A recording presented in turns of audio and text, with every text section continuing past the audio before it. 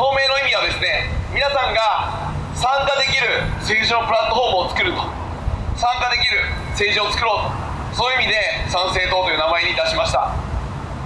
参政権という言葉があります。皆さんは憲法で投票する権利を与えられているんですが、じゃあその参政権だけで本当に政治に参加できるかっていうと、私たちはできないと考えています。実際に今もう日本では国政選挙においてもですね、半分以上の方が投票に行きませんというか行けません。それを改善しない限り日本の政治が変わることはないということを考えたわけですね。だからみんながこういう政党があれば自分たちも参加したい、いや参加しなければいけない、そういうふうに思ってもらえるような政党を作らなきゃいけないということで、構想からもう4年以上ですかけて作ったのがこの参政党ですね。一番大切なことは何か、それは皆さんが政治的な判断をする情報をきちっともらえるということなんです。本来これはマスメディアの仕事ですが、しかしこの2年間のコロナの報道だけを見てもですね、マスコミの報道が絶対におかしい。皆さんそう思いませんか？思います。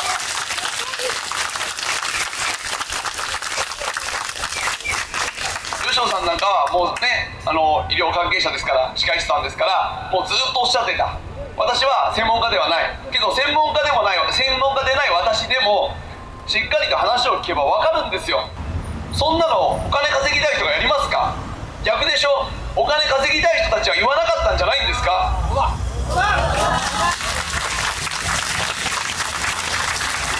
テレビに出てお金をもらいたい人たちがまいたそっちがデマだったんじゃないんですか？私たちはそう考えてますよ。そしてこんなの時間が経てばきっと分かるんですね。そしてみんななかったことにしていくんですよ、ごまかして。もうすでに、ね、ピークの時テレビに出てた人たちはどっか行っちゃいましたよね。どこ行ったんですかね。そうやって煽るだけ煽って、なんか状況がまずくなってきたらシャーッとどっかに行く。そんなこと言ったっけみたいな、そんな感じでしょ。こんなこと繰り返されたら国民が正しい情報なんかもらえないですよ。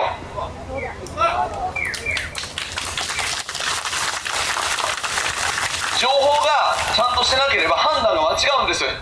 参政党のね、こんな街頭演説に集まって一生懸命聞いてくださる皆さんはもうそれに気づいて、もしくは気づき始めていらっしゃる皆さんだと思いますが、世の中のまだほとんどの人たちは気づいてないんです。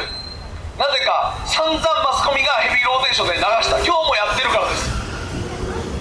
こんなんじゃみんなが正しい政治判断なんかできない。本当にね、効果不効果が大きく皆さんに知れ渡るようになりましたが、しかしこれもね、吉野さんもいつもおっしゃることだけど、こんなのはずっとですね。今はロシア・ウクライナでやっている現在進行形のことは私もよくわからない、専門家じゃないし現地に行ってるわけでもないからけど、歴史を振り返って、例えばイラク戦争ってあれ何だったんですかね。フセインだけが悪いと、フセインがね侵攻している、石油利権を狙っているというふうにずっと言って、大量破壊機を持ってるからみんなでやっつけないといけないと、日本人の税金も使うけど、世界の平和を守るためだからこれは仕方ないんだというふうに散々言ったじゃないですか。私も信じてましたよ当時。実際は大量破壊劇ありませんでした。実際はフセインを追い込んでた国がアメリカでした、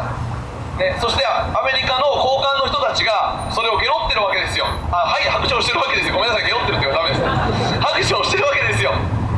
本とかにも書いてるの。でもそういったことを日本で全然報道しない。アメリカ人の 3,4 割はこのことを知っています。日本人はほとんど知らない。だから知らないから毎回テレビが流すように、まるでアメリカの CNN をコピーしたようなニュース番組を日本人は見せられて、アメリカに都合のいいニュースだけをですね刷り込まれてですね、世界はこうなってるんだと思い込まされてるんですよ。そうでしょ。今回のウクライナへの支援だって、ロシアとウクライナ戦争してるの分かりますよね。片方にだけ軍需品を、例えばヘルメットとか防弾チョッキ送っちゃったでしょ日本が。戦争してる片方にそんな軍需品を送るっていうことは戦争に加担したことになるんですよ。そうでしょ。中立じゃないんですよ。中立を破ったらロシアからしてみたら我々は敵国になっちゃって、もう実際に国会議員は来るなって言われてるし、名前を挙げてね。そしてミサイル撃つぞとまでプーチンは言ってるんですよね。でもその報道ありましたか？大きく国がミサイル撃たれるかもしれないのにそれ報道しないんですよ。こんな間違ったことってありますか？ありえないでしょ。こういうことをずっとやられてきたんですよ、この数十年。だからそんな情報をねじ曲げられてたら参加できないじゃないですか。判断すべき判断ができず、怒るところで怒れず、抵抗するところで抵抗できずですね、結局気がつけばミサイル飛んできましたって話ですよ。気がつけば人口減ってましたって話じゃないですか。気がつけば中小企業がなくなってたって話じゃないんですか。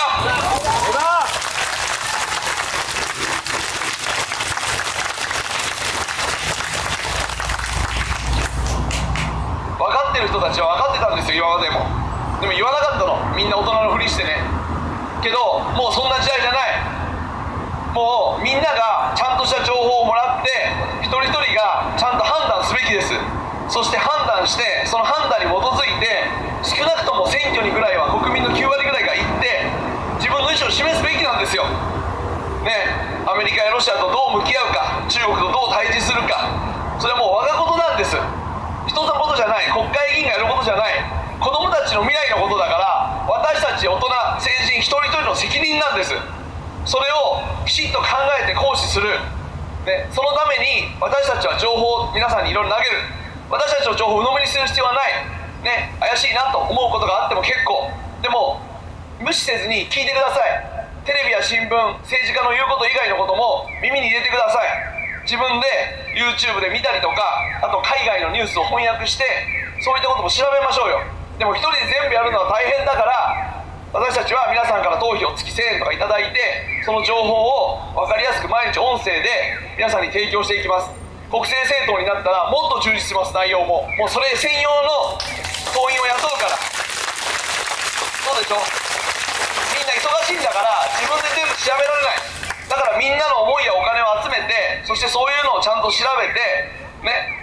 皆さんに1日10分15分でもいいから情報提供していけば10分だったら聞けるじゃないですか。そうやってみんなが考えるんです。そうするとメディアが国民を騙せなくなる、政治家が国民を誘導できなくなる。むしろ国民が先に意識を持っていて、その世論に従わないとメディアも潰れる、国会議員も落選する。こういう状況をみんな作りませんか？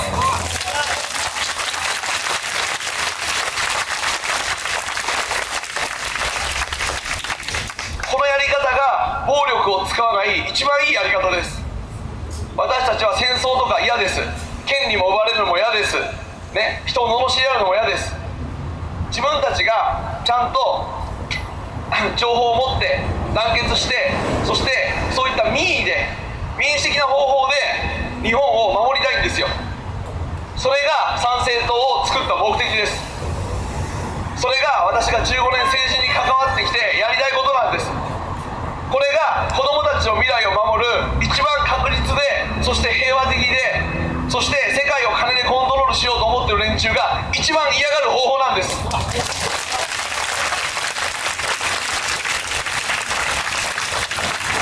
ぜひこれを私は皆さんでやりたい。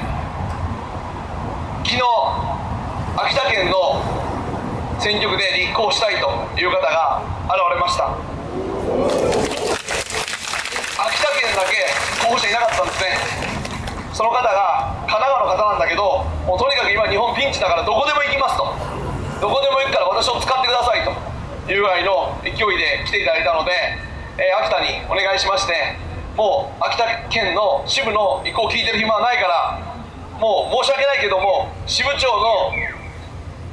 決定権で秋田県の候補者にしてくれというふうに支部長にお願いして了承が取れました。つまり全国45の選挙区全てに参政党の候補者が立ちます。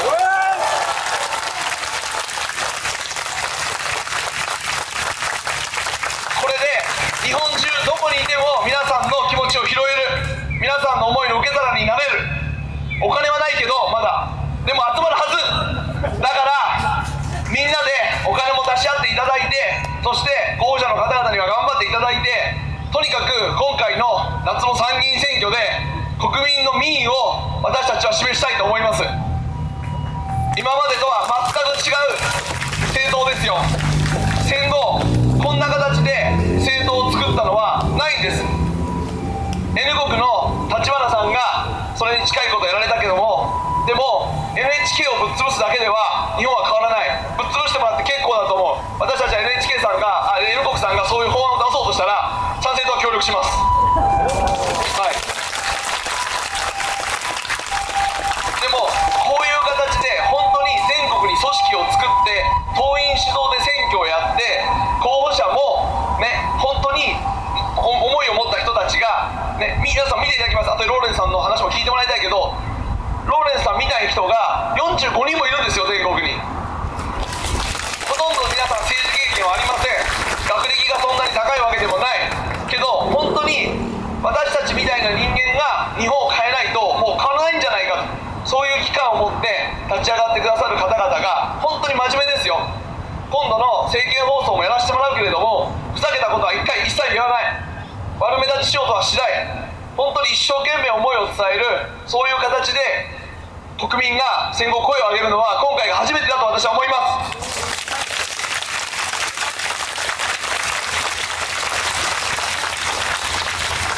ぜひこの国民運動を皆さんと一緒に成就させて、夏の参議院選挙、2022年の4月の参議院選挙で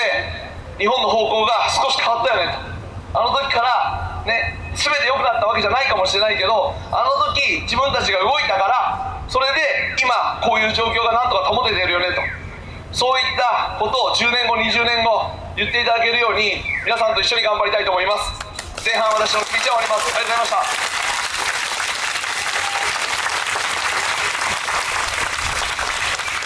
皆さんおはようございます。